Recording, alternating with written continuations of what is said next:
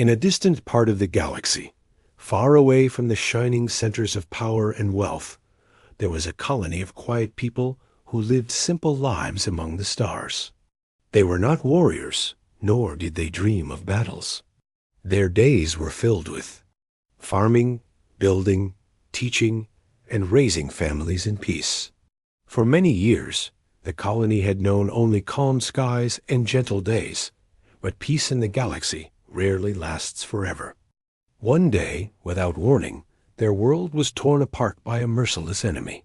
Ships of fire appeared above their skies, raining destruction on the cities below. Towers that once stood tall crumbled, homes fell to dust, and the streets became filled with smoke and ruin.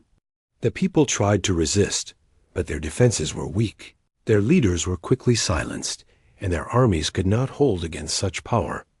Every hour, the world they had built slipped further into ash and despair, and hope seemed to vanish like mist before a rising sun. For days the survivors hid in broken shelters and caves, watching the fires spread, listening to the screams carried by the wind. The skies were blackened with smoke, and the air was heavy with the smell of burning stone and steel. They whispered among themselves, wondering if this was the end. Their children cried, and their elders wept quietly, for they could see no way forward. Out of desperation, the last of their scholars gathered what little strength they had and sent a message into the stars. It was not a command, not a demand, but a cry, an open plea for mercy, for rescue, for someone, anyone, to hear. They did not believe help would come. For as long as they could remember, no one had ever answered when their people called. Alone in the dark, they waited, expecting silence. But silence did not last, as the final day of their resistance seemed to arrive, and as enemy machines prepared to crush what little remained of their hope, the ground itself began to shake. At first, they thought it was another strike, another cruel wave of destruction. Yet the sound was different, deep, heavy, like thunder rolling from the heavens. From the smoke-choked skies came shapes descending fast, huge vessels dark against. The burning horizon broke through the clouds and roared toward the ground. The enemy faltered for a moment, confused by the sudden intrusion. And then, through the haze of ash and fire, the survivors saw them, figures stepping forward from the belly of those ships, armor shining faintly in the glow of flames, helmets steady, weapons held with a discipline that was both calm and terrifying. They were humans, Terran Marines. The aliens who cowered in the ruins had only heard whispers about these beings. To them, humanity was little more than a rumor, a restless species that roamed the stars with reckless courage, fighters who never stopped pushing, never stopped surviving. But rumors had never prepared them for this sight. The Marines walked out of the smoke like living giants, steady, fearless, carrying with them not only the weight of their armor, but also the weight of purpose. They did not speak loudly. They did not boast or threaten. They simply moved with focus, as if they had already decided what needed to be done. Without waiting for thanks, without demanding anything in return, the Terran Marines fought. There, weapons blazed, cutting through the enemy with precision. They took up positions among the shattered walls and broken streets, turning ruins into strongholds. Where the enemy pressed forward, they stood unyielding, their formation tight, their movements honed by countless battles, fought on countless worlds. The civilians hiding in the shadows watched in awe as these strangers defended homes that were not theirs, protecting people they had never met. Each Marine seemed to carry with them a fire, a quiet determination that said, "You will not fall. Not today." The battle was fierce and endless. Smoke blinded the sky. The roar of weapons shook the ground, and still the Marines pressed forward. They shielded the weak with their bodies, carried the injured on their shoulders, and never once hesitated. The aliens had never seen such resolve before. Their own fighters had broken long ago under the pressure, but these humans, these Marines, stood. like stone against a storm.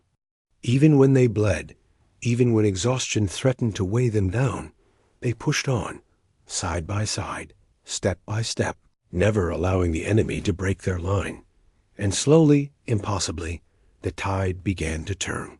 The enemy, who had seemed unstoppable, started to falter under the relentless push. They had expected an easy victory, a helpless world ripe for the taking, but instead they found themselves facing warriors who refused to yield. Every strike the enemy made was met with defiance. Every advance was driven back by fire and courage. The invaders who once filled the skies began to retreat, shaken by the sheer will of these humans who had appeared from the smoke, as if summoned by destiny. For the survivors, it was like watching a miracle unfold. In their darkest moment, when even their prayers had faded into silence, help had come. The air still carried smoke, but beneath it now flowed something greater hope. The children who had cried now stared with wide eyes, seeing strength where there had only been fear. The elders, who had already accepted death, felt their hearts stir again with gratitude and wonder. And every survivor knew that the stories they had heard were true. Humans were not just wanderers of the stars. They were protectors, fighters who stood where no one else would. When at last the final enemy ship fled and the ruins grew quiet, the Marines did not celebrate. They moved through the broken colony with calm care, giving water to the thirsty, food to the hungry, and medicine to the wounded. They repaired what little they could in the short time they had, helping the survivors to stand again on their own feet. There were no long speeches, no parades, no prideful boasts. To the humans, it was another mission completed, another fire they had walked through. They had come because someone cried out for help, and that was enough. As the ships of Earth prepared to leave, the aliens stood silently in the ruins, watching. They did not know the names of their rescuers, and the Marines did not offer them, but they would never forget their faces, never forget the way they had stepped from the smoke like guardians summoned from legend. When the humans finally disappeared into the skies, the survivors felt both sadness and strength. Sadness because their protectors were gone, but strength because they now knew they were not alone in the galaxy. Somewhere out there, among the stars, there were people who would hear a cry and answer. From that day forward, every story of their survival was told the same way. It did not begin with numbers or dates, nor with the names of leaders or battles. It began with a single line, spoken softly but with unshakable pride. We begged for rescue, and from the smoke, the Terran Marines came. And those words became more than just memory. They became a promise that courage lives even in the darkest of nights, and that humanity, fierce and unyielding, carries with it a light that even war cannot put out.